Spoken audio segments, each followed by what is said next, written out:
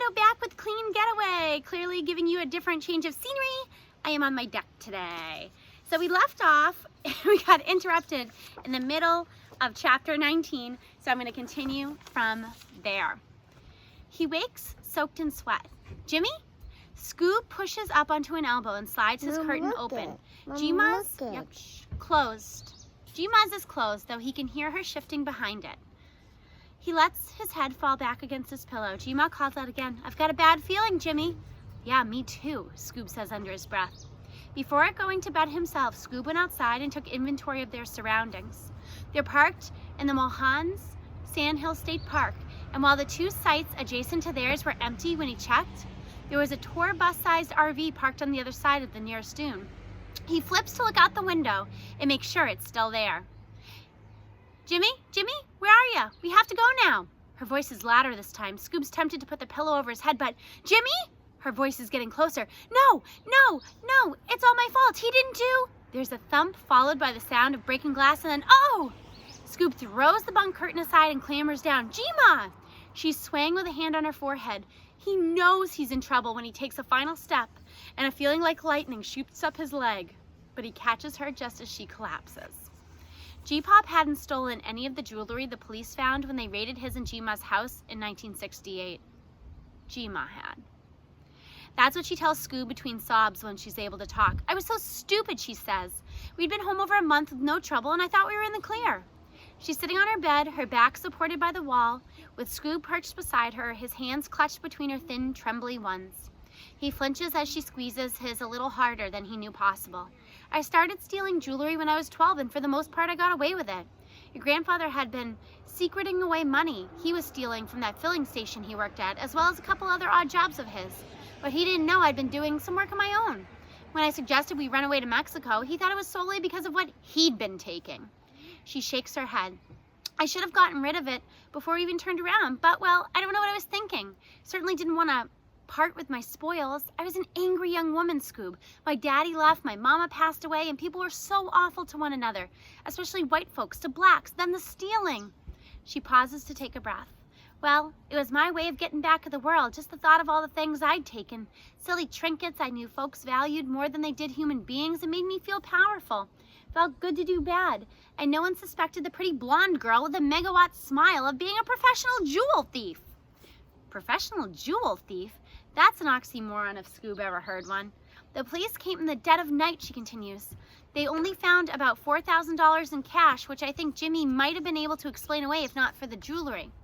One of the pieces was a diamond tennis bracelet that I knew was too expensive to be written off by the store I took it from since we were leaving, but I went for it anyway." Her sobs intensify. "Jimmy tried to tell him he hadn't taken the stuff, but of course they didn't believe him, and they were doubly furious to find us together. Really, but I didn't say anything, Scoob." "Oh." "I never said anything. Yeah, he was going to go to jail no matter what. Back then, if you were black and accused of a crime, you were guilty whether you'd done it or not.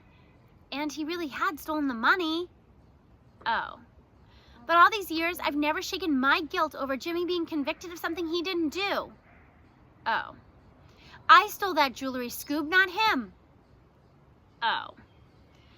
But I told myself coming clean would mean losing our baby. Kept myself convinced Jimmy wouldn't have wanted that. The more time passed without the police after me, the easier it was to believe. Also, I figured it caused him trouble with the white inmates if I showed up at the jailhouse. So I never went to visit." "Oh." "Keeping the secret got harder as your dad got older and wanted to know more about his father," she continues. "And I kept my answers vague, but you know how your dad is. He dug up his own answers and drew his own conclusions about the type of man James Sr. was. And you never corrected him," Scoob says. She shakes her head. "Didn't have the courage. Your dad loved me, and I wanted it to stay that way, William. He was all I had. Jimmy got 25 years. There's no telling whether confession from me would have helped. System wasn't fair." "Isn't fair," Scoob thinks. "Still." "Jimmy died in that prison, Scoob, because of me." And there's nothing else to be said. So after a silence that grows and morphs and shifts the entire landscape of Scoob's life, when Gma says, "I need to lie down," Scoob helps her get settled. Route 20, home. No one realizes the black boy with a piece of glass in his foot is the Amber Alert kid until Scoob and Gma get to a hospital and they locate her ID, which surprises him. No, he didn't give his real name or hers, but either they were in a remote enough area that no one had heard the report, or old white ladies travel with little black boys all the time. He really only lied because he didn't want cops to show up and handcuff her on the spot. But looking at her now with tubes sticking out of her arms and nose, he can see how silly that was. Nobody with half a heart would arrest a sick old lady. And sick she is.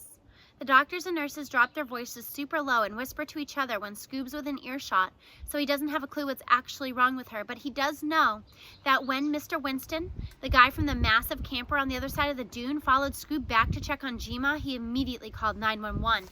It was Scoob's first time in an ambulance. It was also his first time getting stitches. They cleaned and rebandaged his elbow too.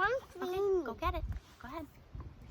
And now he's here in a poorly lit room that smells like hand sanitizer, on a sorry excuse for a recliner, with his wrapped foot propped up, everything around him reminding him how far he is from home, from Dad, who will hopefully be here soon.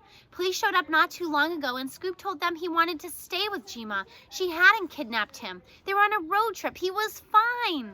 He's guessing they also had no idea what to do with him, so they let him be. For the time being, at least, all Scoob knows is the officer who asked the questions disappeared for a few minutes after getting Scoob's answers, then poked his head back in the room and said, "You can stay. We talked to your dad. He's on the way." Now, all there's left for Scoob to do is watch over Gma until Dad gets here. He stares at her closed eyes and perfectly still upper body, her paper-thin skin so pale he wonders if they need to attach a bag of blood to one of those poles and give her a refill. He still hasn't really processed what she told him, but it's almost like spilling the truth. It just emptied her completely, which is the reason he decided he didn't want to call Dad when the hospital people offered. He couldn't guarantee all the secrets Gma dumped into him wouldn't surge back up and pour out. When Scoob comes to, he's covered with a blanket and the pillow his head is on is wet with drool. Sunlight streams through the window, filling the room like it's the rightful owner, and as soon as he gets his eyes all the way open, he has to shut them again. It's way too bright. From the glimpse he caught, Gma's in the same position she was last time he saw her, the beeps and drips of the machines and IV steady. He cracks his eyelids again. Can you shut the slider door, please? Looking at the bag with the clear liquid, it hits Scoob how thirsty he is. He needs to find some water and food, and his neck is stiff from sleeping on what has to be Texas's most uncomfortable couch. He's still in Texas, isn't he? He doesn't even remember laying down. His stomach growls angrily and the hunger spreads up to his ribs. He shifts to his back and groans. There's a response groan from the opposite side of the room. Scoob freezes, eyes wide, heart thumping so fast. He knows if he were hooked up to the monitor, it would sound like a 5-alarm bell. Slowly, carefully, Scoob lifts his head. There in the chair, same one Scoob's pretty sure he fell asleep in last night, is a light brown-skinned, or beige as Gma likes to say, bearded man with his hands clasped over his midsection and legs so long the recliner part hits him mid-calf.